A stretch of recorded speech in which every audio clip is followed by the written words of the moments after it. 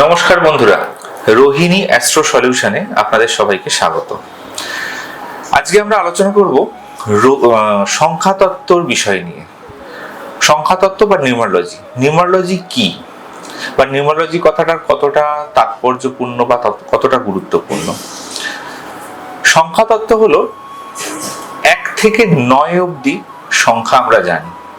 তো এই সংখ্যা, এক একটা সংখ্যা এক একটা গ্রহকে সিগনিফাই করে, বা এক একটা সংখ্যার দ্বারা এক একটা গ্রহ পরিচালিত। তো সেটা কোন গ্রহ কোন সংখ্যার দ্বারা সেটাও আমরা জানবো, আর কিভাবে একজন মানুষ তার নিউমারোলজি করবেন বা তার সংখ্যাতত্ত্ব বিচার করবেন সেটাও আমরা জানবো আজকে। তো সংখ্যাতত্ত্বের মধ্যে প্রথমে আমরা বলে রাখি 1 থেকে 9 নাম্বার সংখ্যা কোন গ্রহকে রিপ্রেজেন্ট করে। 1 নম্বর সংখ্যা হচ্ছে আমাদের রবিকে রিপ্রেজেন্ট করে। রবি আমাদের 1 নম্বর সংখ্যার কারক। 2 নম্বর সংখ্যা সেটা হচ্ছে চন্দ্রকে রিপ্রেজেন্ট করে। নাম্বার 2 অর্থাৎ মুনের সংখ্যা। 3 নম্বর সংখ্যা হচ্ছে বৃহস্পতিকে রিপ্রেজেন্ট করে। 4 নম্বর সংখ্যাটা থেকে আমাদের রাহুকে রিপ্রেজেন্ট করা হয়। 5 নম্বর সংখ্যা আমাদের বুধকে রিপ্রেজেন্ট করে। 6 নম্বর সংখ্যা দ্বারা আমরা শুক্রকে বুঝতে পারি। অর্থাৎ যদি কারোর নিউমারোলজি করে সংখ্যাতত্ত্বে তার যদি 6 নম্বর সংখ্যা আসে, তাহলে সেটা বুঝতে হবে যে সেই ছেলেটি বা সেই মেয়েটি শুক্রের সংখ্যায় জন্মেছে, বা শুক্রের জাতক বা জাতিকা। এইভাবে ঠিক সেরকম 7 নম্বর সংখ্যাটা হচ্ছে কেতুকে রিপ্রেজেন্ট করে। 8 নম্বর সংখ্যাটা আমাদের শনিদেবকে রিপ্রেজেন্ট করে। 9 নম্বর সংখ্যাটা আমাদের মঙ্গলকে রিপ্রেজেন্ট করে। তো আমরা জানলাম যে কোন সংখ্যা কোন প্ল্যানেটকে রিপ্রেজেন্ট করে। এবার নাম্বার তো জেনে গেলাম। এবার এই নাম্বারটা আমাদের জন্ম ছকের সাথে বা জন্ম তারিখের সাথে কিভাবে আমরা জানব। তো জানতে গেলে আমাদের সংখ্যাতত্ত্ব বিচার করতে গেলে আমাদের টোটাল জন্ম তারিখটাকে সিঙ্গেল ডিজিটে করতে হবে।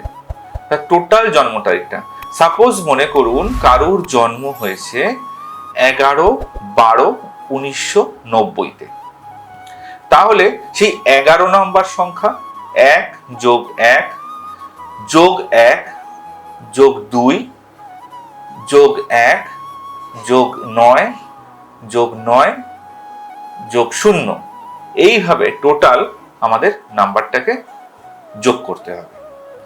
যোগ করে যে দুটো সংখ্যা আসবে সেই দুটো সংখ্যা থেকে আমাদের সিঙ্গেল ডিজিটে আনতে হবে। তারপরে গিয়ে যে সংখ্যাটা আসলো সেটা হচ্ছে তার ডেস্টিনি নাম্বার। সংখ্যাতত্ত্ব বিচার করতে গেলে তার মধ্যে দুটো নাম্বার থাকে, একটা হচ্ছে ডেস্টিনি নাম্বার আর একটা হচ্ছে ড্রাইভার নাম্বার। এবার ডেস্টিনি নাম্বারটা হচ্ছে টোটাল জন্ম সময়ের যোগফলটা হচ্ছে ডেস্টিনি নাম্বার।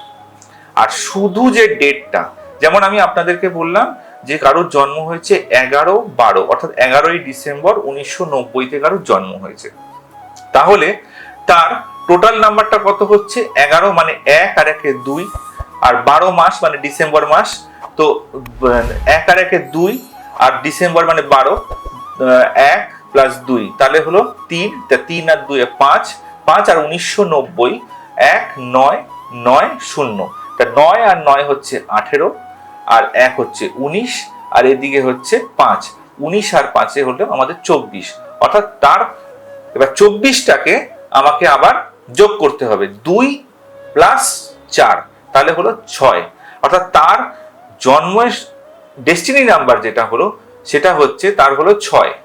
এটা তার পুরো লাইফটাকে রুল করবে শুক্র, কারণ যেহেতু আমরা বলেছিলাম শুক্র হচ্ছে 6 নাম্বার এবং 6 নাম্বারটাও শুক্রকে রিপ্রেজেন্ট করে। তো শুক্র তার নাম্বার বেরোলো ডেস্টিনি নাম্বার 6।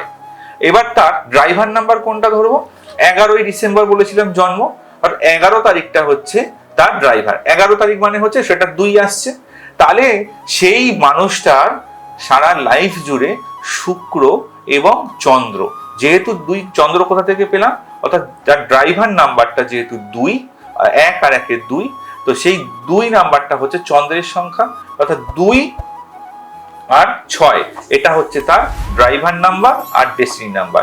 অর্থাৎ সে জীবনে যা যা কাজ করবে বা যে রকম কোনো জিনিস কিনলো, কোনো বাড়ি কিনলো বা কোনো গাড়ি কিনলো, তখন তাদের কিন্তু এই নাম্বারগুলোর প্রাধান্য কিন্তু খুব বেশি করে থাকবে। তো এইটা হচ্ছে আমাদের নিউমারোলজি বা সংখ্যাতত্ত্ব। তো আজকে আমরা জানলাম যে সংখ্যাতত্ত্ব কি বা কিভাবে আমরা সংখ্যাতত্ত্ব ক্যালকুলেশন করব। ঠিক আছে, তো নমস্কার বন্ধুরা, ভালো থাকবেন। যদি ভালো লাগে তাহলে আমার চ্যানেলটাকে সাবস্ক্রাইব করবেন আর লাইক করে দেবেন। নমস্কার।